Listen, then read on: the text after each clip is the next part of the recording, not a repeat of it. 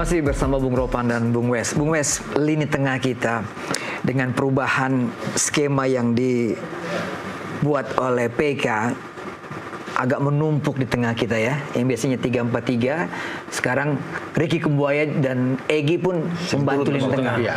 Jadi kuat sekali untuk melawan Cina yang counter attack. Peranan Joy Pelupesi selama Anda melihat penampilan dia di 2 pertandingan dengan timnas. Ya. Kalau boleh ada pemain, ini jiwa wartawannya keluar nih. Kalau ada pemain yang ingin saya wawancarain di tim nasional saat ini ya Joy Pelupesi. Ya. Ya. Saya cermati ketika dia bermain lawan Bahrain, dia banyak membantu Rizky Ridho di sisi kanan.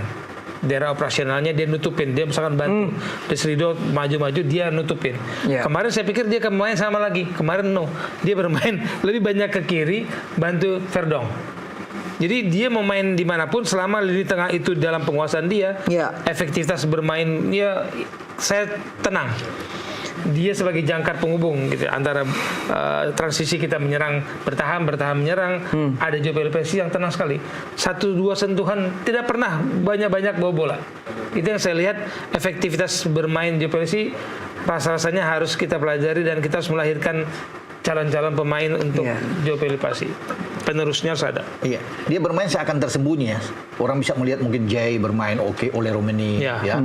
Tapi kita peran penting dari seorang Joy Pelupesi itu sangat luar biasa. 2 pertandingan terakhir 180 menit bermain dan tidak diganti dengan usia sudah di atas 30 tahun. Itu luar biasa sebagai seorang gelandang. Dia bermain sangat simpel. Dengan udara cuaca yang bukan tempat dia berada. Tapi dia bergerak terus. Itu nggak gampang untuk seorang gelandang. Gelandang kan harus bergerak ke kiri. Berarti VO Max-nya bagus sekali. Dilihat dari tubuhnya, saya yakin dia sangat menjaga kebugarannya. Merebut bola bagus. Dan dia ditugaskan kemarin untuk bisa mematikan pergerakan Serginho. Kalau sebelumnya kan Marhun lawan Bahrain. Kemarin Serginho ini pemain berbahaya. Sebelum bola sampai ke Sang Yuning di depan, wah ini dia selalu memotong bola-bola itu. Bahkan ada 2 pemain yang selalu dia bisa menutup. Yang Wes bilang dia bisa ke kiri, ada di kanan. Selain Serginho, dia bisa menutup itu Seng Juan. Wang Seng Juan itu pemain yang sangat bagus di tengah juga. Tapi dia menjalankan tugas dengan sangat baik. Itu yang saya bilang, pemain dia kalau dapat bola tuh tenang gitu, nggak pernah hilang bola. Rebut bola kasih. Rebut bola simple, sederhana. Simple sekali.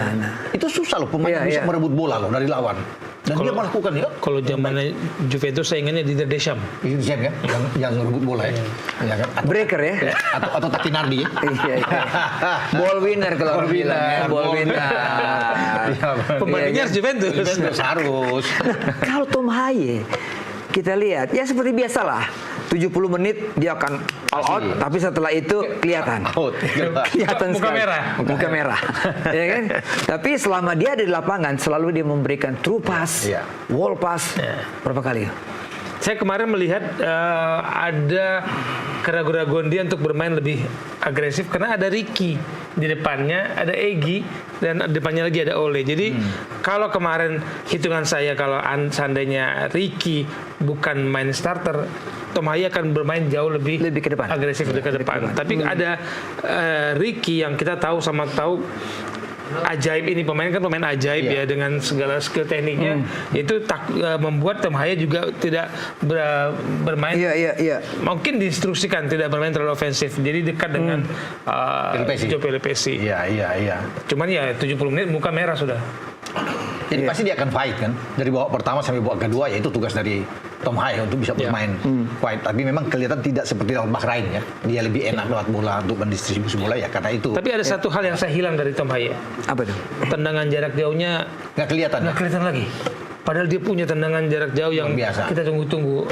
Kita nggak dapat bola mati yang dekat sekali dengan gawang dari Cina. Padahal kan kita secara statistik itu kan kita 13 tembakan mau salah, 13 tembakan 3 on target, 1 gol. Dibandingkan Cina itu cuma 5 kali tembak, satu on target.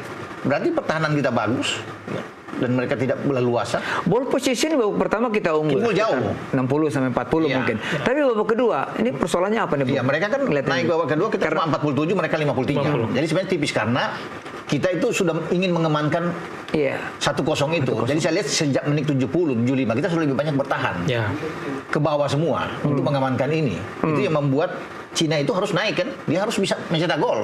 Tugasnya harus bisa menang. Jadi makanya mereka lebih kelihatan dalam ball position naik, walaupun di babak pertama kalah telak lawan kita. Sehingga perubahan ball position ada di mereka. Tapi ya untung pertahanan kita tuh mereka disiplin semua. Di belakang tuh sangat bagus ya, antara Justin, Rido ya dengan Jai. Tapi kemudian juga dibantu oleh Joe Pelupesi ini. Dia sangat kuat untuk sebagai pemutus serangan lawan kan. Karena Cina itu dari 8 pertandingan sebelum lawan Indonesia itu hampir semua direct dari tengah. Iya. Tapi semalam mereka ketutup sama Joe Pelupesi dan makanya Yudong masuk kan. Wang Yudong masuk. Iya kan. Tidak seperti di awal kan. Sehingga mereka bermain lebih banyak dari sayap dengan kecepatan. Kalau dari tengahnya West Ham itu benar di awal, tapi sekarang mereka nggak bisa masuk dari sisi itu. Tutup karena ada Haya sama dengan Pelupesi yang bermain dengan sangat baik. Bung Wes, lini depan kita oleh bisa dikatakan man of the match ya. Kalau saya katakan di sini saya bisa menyebut satu nama yang tidak boleh disebut di TV lain. Di era STY, missing link-nya adalah pemain nomor 9. Ya. Posisi 9. Dan posisi 9 itu didapat oleh PT Clever bersama oleh Romini. Dan ini yang menjadi kerinduan kita karena apa? Mencari pemain Indonesia berposisi 9 di Liga Indonesia sangat susah. Karena semua sudah isinya pemain asing. Ya. Akhirnya kita ambillah dari luar dan kita nyari-nyari. Dan dengan komposisi sekarang ya kita sangat bersyukur. Meskipun muka oleh Romain itu British banget, Inggris banget rasanya lihatnya gitu ya. Tapi kita syukur dengan teknik dia, ketenangan dia, dan cepat sekali menyatu dengan siapapun main pendamping dia, entah Marcelino, entah Ragnar, kemudian ada Egy, ada Kambuaya. Kita melihat ini pemain profesional yang bisa bermain dengan siapapun. 4 tembakan ke arah gawang. Ya. Dan juga passingnya juga akurat, sentuhannya juga terutama di kotak penalti. Ini menunjukkan bahwa memang dia adalah seorang striker yang punya insting. Iya, kalau memang dibandingkan dengan head to head dengan Rafael Struijk jauh lah. Jauh. Beda posisi. Zaman sebelumnya kan Rafael selalu dimainkan, tapi dengan ada Ole kita harus bersyukur bahwa kita bisa mendapatkan ini. Oke, walaupun dia tidak murni nomor 9, dia lebih enak sebenarnya nomor 10. Tapi tentang dia didorong nomor 9, nah kita tidak punya pilihan lain. Memang cuma dia yang terbaik. Dia ada di situ. Dan itulah sebabnya Ketua Umum PSSI akan coba untuk menambah, siapa tahu di putaran keempat ini ada tambahan lagi untuk posisi 9. Untuk ada, kita belum tahu siapa. Tapi kalau itu ada, Oli akan lebih bagus kalau bermain di belakang posisi 9. Nah, Bung Wes, kalau ada beberapa peluang kita yang gagal ya, entah tembakan Egy yang ke atas, ada tembakan lemah dari Ole, atau juga mungkin Tom Haya nggak kelihatan ya tembakan jarak jauhnya. Ini pasti sesuatu yang titik lemah kita juga di lini depan kita ini yang perlu dibenahi kan. Kalau saya katakan kemarin itu melihat tetap Ole masih kekurangan dirigen di belakangnya dia, penyuplainya dia, kokinya di belakang. Dan kemarin kan kita lihat kita mencoba bermain lebih dekat dengan gawang dengan operan-operan.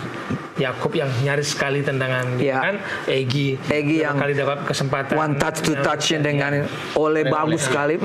Kita berusaha main dekat. Jadi saya mencoba memahami instruksi dari tim pelatih. Apakah memang diminta lebih dekat bermain karena berharap ya pelanggaran, berharap itu kita dapat penalti, karena saya tidak melihat ada tembakan-tembakan jarak jauh yang dari luar.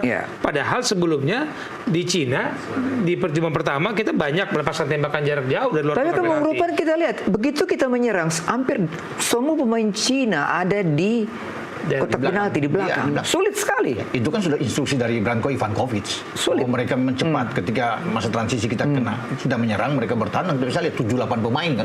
Mereka ada itu yang menyulitkan kita. Dan mereka tahu. Kita mau cross, mau cutback, pemain back mereka tinggi-tinggi juga. 1-2 yang dilakukan oleh Ole dan Egy ya beberapa kali cukup berbahaya. Iya, cuma sayang itu ya finishingnya ini kan. Finishingnya ini ada beberapa kali Ole juga ada tembakan sempat melayang Egy juga ya. Pasti tim kepelatihan akan mempelajari kelemahan-kelemahan ini untuk ke depan. Karena yang kita pikir sekarang kan bukan melawan Jepang, Boy. Di putaran keempat kita pikirkan. Karena kita sudah lolos di putaran keempat lawan-lawan kita ini. Makanya itulah bahwa di FIFA Matchday bulan September kita akan menghadapi Lebanon dan Kuwait. Itu penting. Karena kita mengantisipasi karakter dari tim lawan kita. Ya, betul lah. Oman, Uni Emirat Arab, Oktober nanti tanggal 8 kita. ya, termasuk Qatar. Itu yang penting. Sehingga yang Boy bilang tadi perlu memang mesti pemain-pemain yang bagus di dalam hal finishing. Bung Wes, soal pengambil penalti itu kan lagi rame nih dibahas ya, kecerdikan Jai dan juga ketenangan dari Ole. Ini hal yang bagus dilakukan oleh Jai dan Ole. Chemistry yang terlihat ya bahwa tim ini by design ini pasti by design. Karena seorang kiper ketika melihat ada pemain mengambil penalti, dia sudah membayangkan dia akan begini. Ya. Tiba-tiba berganti itu yang pegang bola belum siap dia untuk menganalisa kembali ingatan dia. Oleh akan menang kemana? Karena masih Jai di benaknya sudah ada eksekusi. Ini sebuah desain yang bagus dan kita harus pelajari. Bang Dalai ketipu kali. Kipernya. Iya. Pemain-pemain Cina juga ketipu karena sempat mengganggu mengganggu Jai. Jangan Bang Jai orang Medan. Oleh yang Medan. Oleh nenek Medan. Tapi Jai tukang Medan, tukang belok-belok. Oke, Bung Wes, kapan kita break lagi? Kita kembali setelah pariwara berikut ini.